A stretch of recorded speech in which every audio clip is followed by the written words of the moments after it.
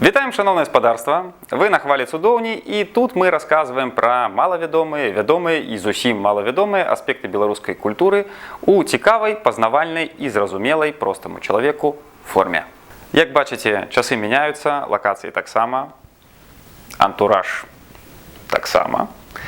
І сёння вас чакае шыкоўны і, напэўна, найбольш складаны з тых, што мы здымалі відэаматэрыял на такую малавядомую тэму, як купалле беларускае традыцыйнае, сняты пры дапамозе гарадзенскай культурніцкай супольнасці. Так што вы разумееце, лайк, падпіска, каментар, а мы пачынаем.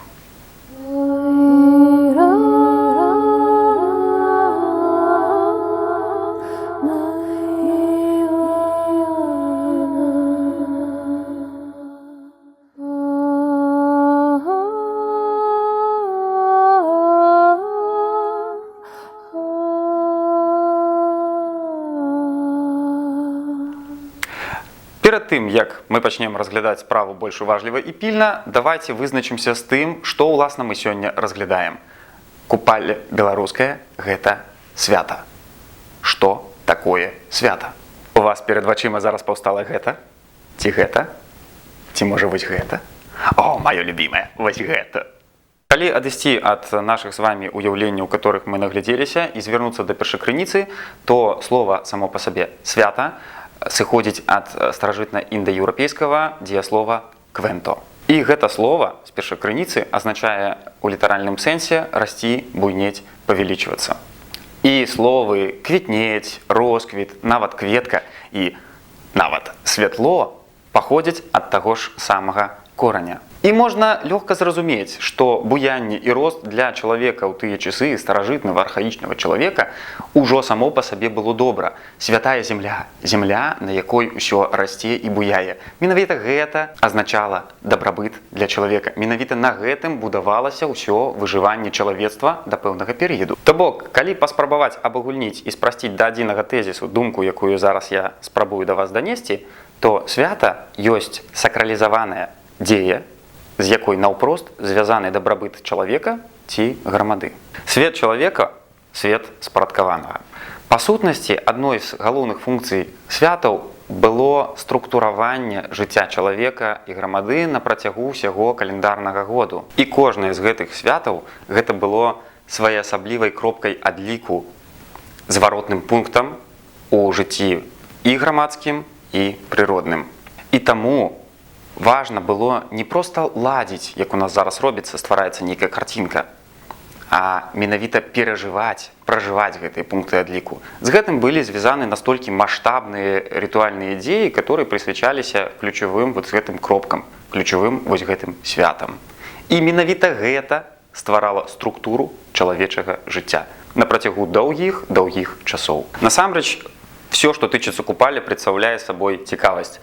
Пачынаючы ад першай згадкі і месца размяшчэння гэтай першай згадкі і сканчаючы гісторыяй паходжання назвы і тлумачэннямі ейнага сэнсу. Як вы думаеце, наконт згадкі, дзе была першая фіксацыя назвы купалля? Напішыце ў каменты, гэта вельмі цікава, пастаўце на паўзу. Ні за што не паверыце. У Свята-Преабражэнскай царкве ў Полацку, сама царква 12 стагоддзя, надпіс датуецца 12-13. Прычым, што цікава, у гэтым надпісе было пазначана Іванава нядзеля, купальская нядзеля. То бок, у той момант хрысціянства ўжо ввяло прывязку купалля да раства Яна Хрысціцеля. І менавіта вось гэтая падвоеная назва была зафіксаваная у якасці графіці на сценах царквы. Зразумела, што само свята нашмат больш архаічнае, чым перыяд прыхода хрысціянства на беларускія землі. Але нават пры гэтым фіксацыя яго адбываецца фактычна на самым пачатку хрысціянізацыі гэтых земель. Літаральна пару соцень гадоў. Зразумела, што ў агульных межах гісторыі гэта смешныя тэрміны. І як жа так здарылася, што такі анахранізм, который сыходзіць каранямі ў такую сівую даўніну, мала таго, што дажыў да сённяшніх дзён, так ён яшчэ і распаўсюджаны па ўсёй тэрыторыі сучаснай Беларусі. А соль тут атрымліваецца ў тым, што купалле і каляды – гэта две настолькі важных ключавых кропкі гадавога кола, гэта настолькі жырныя пункты адліку, што нават тысячагоддзі існавання чалавечых культур, я бы нават сказаў, не смаглі чагосьці тут змяніць, таму што па сутнасці прыродныя з'явы, якія былі, такія і засталіся. І чалавецтва існуе зноў жа ў маштабах сусвету, як бы вельмі невялікі абмежаваны кавалак часу. І калі каляды гэта перыяд зімняга сонцастаяння, і тады атрымліваецца, што найдаўжэйшая ноч і найкарацейшы дзень, пасля чаго адбываецца сонцазварот і все мяняецца, то перыяд зімовага сонцастаяння гэта найкарацейшы дзень і найдаўжэйшая ноч. І там зноў пачынаецца сонцазварот і зноў все паварочваецца на іншы бок. То бок гэта кропкі ключавых пераходаў. І ў вялікіх межах часовых існавання чалавечай цывілізацыі, которая сама па сабе адносна прыродных з'яваў гэта мізер, гэтыя кропкі заставаліся і застаюцца ключавымі. Таму купалле застаецца настолькі распаўсюджаным. І яно распаўсюджана не толькі в беларускай культуры, не толькі в славянскай. Фактычна ад Китая і да паўднёвых штатаў Амерыкі гэтыя святы летняга і зімовага сонцастаяння раўназначна адзначаюцца дасюль. Ёсць даволі цікавая версія пра всеагульную любоў да купалля і такую распаўсюджанасць, звязаную з вялікім эратызмам гэтага святу, з пэўнай уседазволенасцю падчас гэтага перыяда. І нібыта менавіта гэтыя асаблівасці адлюстраваны і ў назве, таму што старажытна-індаеўрапейская куб трактуецца і тлумачыцца як гарэць, палымнець, палымяна прагнуць. І натуральна ж гэтыя рэчы ў сучасным грамадстве атаясамляюцца ў тым ліку і з юрлівасцю, і з вось гэтымі эратычнымі падтэкстамі. Спадарства, амаль у кожным народным свяце эротыка прысутнічае ў той ці іншай форме, зноў жа пачынаючы ад тых жа самых калядных і перадкалядных некаторых святаў, накшталт жаніцьбы цярэшкі, і сканчаючы пэўнымі элементамі масленачных абрадаў. І таму вось не абавязкова прывязваць менавіта эратычныя тэматыкі, эратычныя падтэксты да нейкага канкрэтнага. Эратызм у культуры існуе ва ўсім, гэта нармальна. І да 19-20 стагоддзя гэты эратызм не быў чымсьці звышнатуральным. Гэта натуральныя працэсы. І вось гэтае тлумачэнне куб як палымяна прагнуць і гэтай юрлівасці, канешне, з аднаго боку яно можа быць так. З другого боку гэта можа тлумачыцца менавіта прывязкай да стыхіі агня, которая ў купальскіх абрадах, ды і в прынцыпе у святочных з'явах, ідзеях сустракаецца распаўсюджана і грае важную ролю. Але ёсць маленькія нюансы. У залежнасці ад рэгіёна назва купальня магла прывязвацца не толькі да агня, напрыклад, который сам па сабе так паламнее, гэты эмоцыі, гэты юр, але і да вады. Там, дзе былі больш водныя, скажем, рэгіёны, там менавіта вада і купанне прывязваліся да тлумачэння назвы. І гэта толькі два з, насамрэч, вялікай колькасці шматлікіх варыяцый тлумачэння гэтай назвы. Як і яшчэ варыяцыя там, дзе назва купалля звязвалася з абагаўленнем, персаналізацыяй вось гэтай вось з'явы ў асобе купалкі нейкай, якая хадзіла па вуліцах, па вёсках і прыносіла людзям дабро і шчасце, багаты ўраджай. То бок, насамрэч, версій існуе дастаткова шмат, і няма ніякай дакладнай інфармацыі адносна таго, што нейкая адзіная з іх адназначна і адзіная слушная. І калі вам сустрэнецца недзе нейкі даследчык, который сцвярджае, што «моя версія адзінаслушная», хутчэй за ўсё, гэта нагода паставіць пад сумнеў і гэтую ягоную публікацыю, ці гэтыя ягоныя словы, і астатнія. Таму што гэта, як мінімум, нелагічна. Дык як жа ж яно выглядала, гэтае купалле, гэтая сакральная з'ява, якая святкавалася па ўсёй Беларусі, ды і, напэўна, па ўсім свеце? Прынамсі, у нас, як яно выглядала, якія элементы яно ў сябе улучала. Пачыналася завязка гэтай дзеі яшчэ ў дзень. Па сутнасці, весь дзень, который плаўна перацякае ў ноч, і ноч, якая выцякае ў новы ўзыход сонца, вось гэта быў прамежак менавіта ключавой кропкі святкавання. І асноўная частка рытуальных дзеяў выпадала ўжо на перыяд пасля заходу сонца, калі запальвалася вогнішча і пачыналіся ваджэнні карагодаў і варожбы, пусканне вянкоў, і ўсё вось гэта, пра што мы ведаем, але крыху не ведаем. Зазвычай свята адбывалася на нейкай паляне, якая ўвасабляла сабой аддзеленую ад звычайнага спарадкаванага чалавечага свету прастору. Уваход на гэтую прастору адбываўся праз адмыслова пабудаваную браму, упрыгожаную зёлкамі і кветкамі. Менавіта праз яе людзі траплялі ў гэтае вось міжсвецце, дзе адбывалася, уласна, сама сакральная дзея. Як правіла, зёлкі збіраліся жанчынамі ў той час, пакуль мужчыны збіралі матэрыялы для складання вогнішча, рыхтавалі тронак і рыхтавалася брама, праз якую ўваходзілі на паляну святкавання. І вось яна, тая самая брама, мяжа паміж спарадкаваным светам людзей і патубаковым светам купальскага свята. Дарэчы, купальскае вогнішча заўжды ладзілі вакол доўгага тронку, апорнага слупа, на які мацавалася кола. Ці кола ад павозкі, ці абруч з лазы ці ляшчыны, да якога ладзілі спіцы. Гэтае кола адлюстроўвала сонейка і яго моц. І вось, калі полымя купальскага вогнішча цягнулася ўгару, травы і кветкі, якімі ўпрыгожвалася кола, успыхвалі ў кароткай купальскай начы, адлюстроўваючы перамогу жыцця. Прычым цікава, што ў некаторых рэгіёнах гэтае кола азначала не сонца, а сімвалічную ведзьму, якую спальвалі на кастры як сімвал нечыстай сілы. Купальскае вогнішча ганарова развесці жывым агнём, то бок тым агнём, які нараджаецца ад трэння аднаго кавалка дрэва аб другі. Канешне, запалкі і крэсіва ніхто не забараняе. Усё адно купальскае вогнішча – гэта чароўны агонь адраджэння. Гэта полымя сонца, гэта полымя жыццёвай эмоцыі, якое нішчыць усё благое і старое і нараджае новае. Купальскае вогнішча, сам вось вагонь, таксама выкарыстоўваўся і для, назовем так, рытуальнага спальвання прадметаў, побыту ці нейкіх важных у жыцці рэчаў, якія не можна было проста выкінуць і патрабавалі якія нейкага вось менавіта рытуальнага знішчэння, рытуальнага спальвання. Гэта маглі быць прадметы кшталту прыладаў працы, гэта маглі быць рушнікі, ці гэта маглі быць нейкія элементы спадчыны. Тое, што выкінуць ніяк не можна. Натуральна ж, купальскія вагонь і вада выкарыстоўваліся не толькі як элементы асноўных рытуальных з'яваў і дзеяў, але і як атрыбуты варожбаў. Напрыклад, пры скоках праз вогнішча, калі дзяўчына скача і іскрынка прычэпіцца ёй да спадніцы, то дзяўчына ўжо хоча замуж. Такія вось элементы. Ці, калі хлопцы і дзяўчаты плетуць венкі і кідаюць іх вогнішча, таксама было распаўсюджана, то чый венок хутчэй згарыць, тая дзеўка, ці той хлопец хутчэй ажэніцца, ці пойдзе замуж.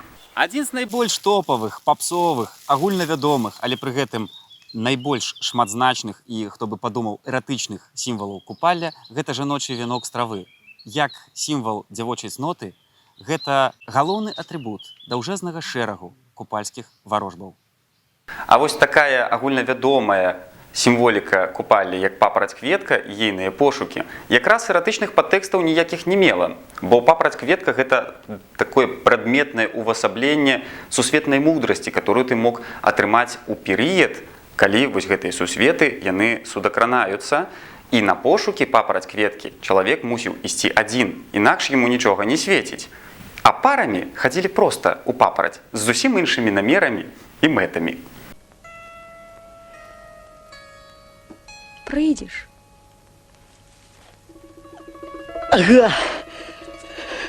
З венкамі і вадой таксама вельмі шмат варожбаў. Напрыклад, калі дзеўкі і хлопцы венкі пускаюць па вадзе, то пасля трэба пакруціць вадзічку, і калі венкі сыйдуцца, значыць быць ім разам. Калі не сыйдуцца, разыйдуцца, выбачайце. А пры наяўнасці ракі і, адпаведна, нейкай плыні цячэння, то венкі маглі проста пускацца па рацэ і ўжо глядзелася, сыйдуцца венкі і, адпаведна, лёсы, ці гэтага не адбудзецца. Там-сям, у некаторых рэгіёнах лічылася, што для таго, каб удзельнічаць у купальскіх варожбах і рытуалах, трэба было адвязаць сябе ад свету людзей. І гэта магло адбывацца, напрыклад, праз распусканне дзяўчатамі валасоў, і гэта было дазволена, ці праз зняцце паясоў таксама як абережных сімвалаў, і гэта таксама дапускалася, адрозна ад усіх астатніх перыядаў чалавечага грамадскага жыцця. Што тычыцца купальскіх варожбаў, пытанне, якое шмат каго цікавіць, насамрэч, все кніжкі 50 купальскіх варожбаў ці 500 спосабаў прыманіць да сябе суджанага – это туфта.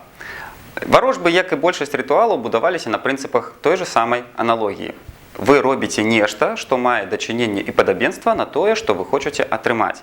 І таму абсалютна сумленным і правільным будзе сказаць вам, што вы маеце права прыдумляць свае спосабы варожбаў, і яны все будуць працоўнымі, калі вы ў іх верыце.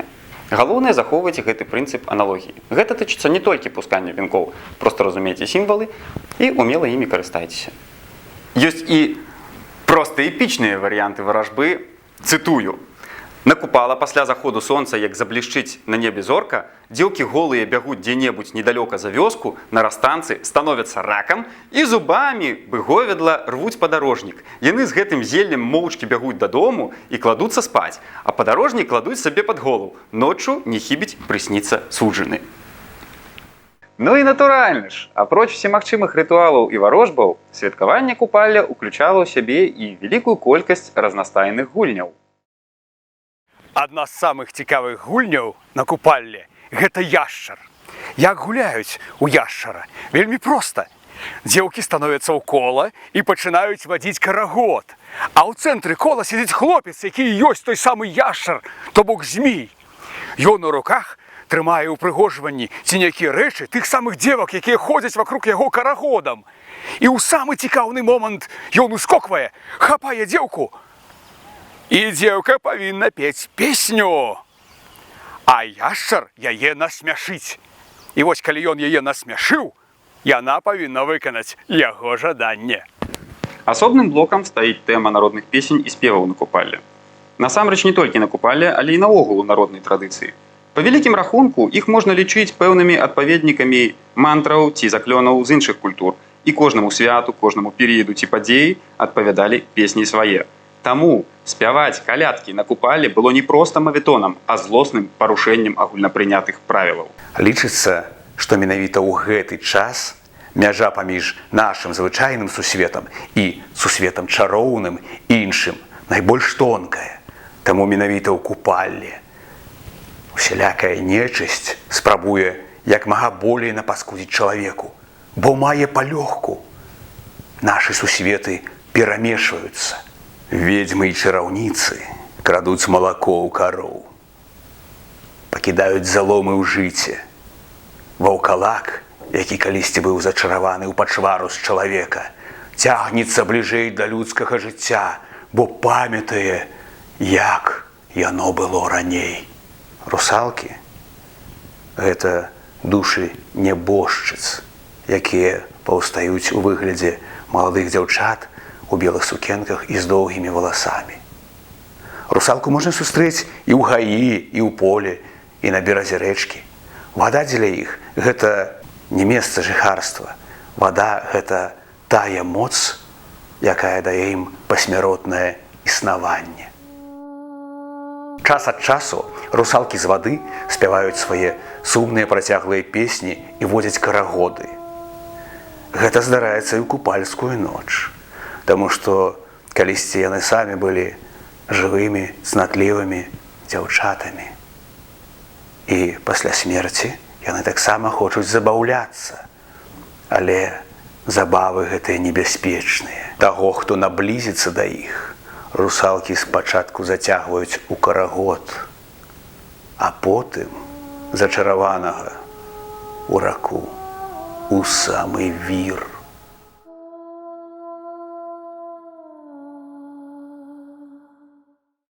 Па некаторых звестках, адзін з найлепшых спосабаў уратаваць сабе ад дробнай чароўнай поскудзі – гэта звычайная крапіва. Менавіта крапівы баяцца дробныя чэрці і іншая погань. І ў купальскія святы крапіва паліць іх нібы полымя. Дарэчы, добры спосаб уратавацца і ад паскудніка чалавека. З раніцы стомленыя і шчаслівыя людзі ідуць сустракаць світанак. Бо на купалле сонца іграе, разыходзяцца кругамі, яны мігцяць, сыходзяцца ізноў. Што гэта азначае? Што мы на парозе аднаўлення, што мы на парозе нашага новага жыцця, сябры. Вось і ўсё, што мы маем вам на сёння сказаць пра беларускае народнае купалле, пра старажытнае архаічнае свята, пра рытуалізаваную сакральную дзею і пра важны элемент народнай культуры, які дажыў да сённяшніх дзён. Маем спадзеў, што вам было з намі цікава. Дзякуй вялікі гарадзенскай культурніцкай супольнасці за дапамогу ў здымках гэтага роліку і ўсім да новых сустрэч. З вас лайк, падпіска, каментар, а з нас працяг усяго гэтага шчасця.